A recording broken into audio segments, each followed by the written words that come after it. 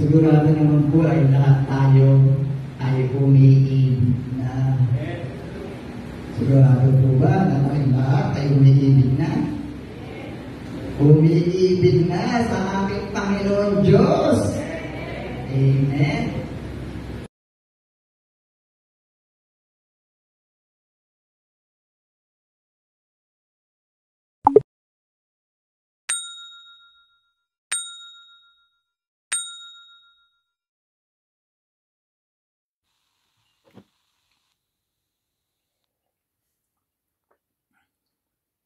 Good morning, good day, church day, Lord day. I am Brother Cesar Capistrano. Muli na naman po mag-share sa inyo ng Word of God. Ang ating pong topic sa araw na ito, papaano ba humingi ng tawad sa ating Diyos amang nasa langit? Ano ito sa Biblia? Ating pong aalamin yan. Meron po tayo isang talata sa araw na ito. Bago ko po basahin ng talata, tayo po yung manalangin muna. Diyos amang nasa langit, makapangyarihan sa lahat, sambahin ang ngalan mo. Diyos Ama, maraming salamat po sa gabay, biyaya na pinagkakaloob nyo sa amin sa bawat isa sa amin. Di po kami magsasawang magpasalamat. Diyos amang nasa langit, sa muli na naman pong pagdilat ng aming mga mata ay napakalaking biyaya po ito para sa amin. Muli na naman po namin magagampanan ang aming tungkulin para sa aming sarili, pamilya, trabaho, at kaawaan niyo po kami, Diyos Ama. Kung kami po ay nagkukulang po sa inyo, Diyos Ama nasa langit. Sa pangalan ng Panginoong Hesus. Amen.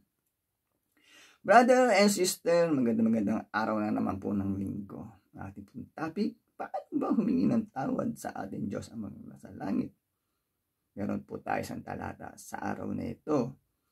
Babasahin ko na po ang talata ay nasa unang 1, chapter 1, verse 9 to 10. Verse 9. Kung ipapahayag natin ang ating mga kasalanan, maasahan natin ipatatawad sa atin ng Diyos ang mga ito at lilinisin tayo sa lahat ng ating kasamaan sapagkat siya'y matuwid. 10. Kung sinasabi natin hindi tayo nagkakasala, ginagawa natin sinungaling ang Diyos at wala sa atin ang kanyang salita. Amen, brother and sister. Napakaganda po ng ating nabasa mula sa Biblia. Napakadali na humingi ng tawad sa ating Diyos amang nasa langit. Tayo po'y magdasal, manalangin ng taimtim sa ating room, nakaluhod na nagdadasal, at galing sa puso't isipan ng ating panghingi ng tawad sa ating Diyos amang nasa langit. Ang kanya pong pangako ay tiyak na tayo'y patatawarin at lilinisin sa ating mga nagawang pagkakasala.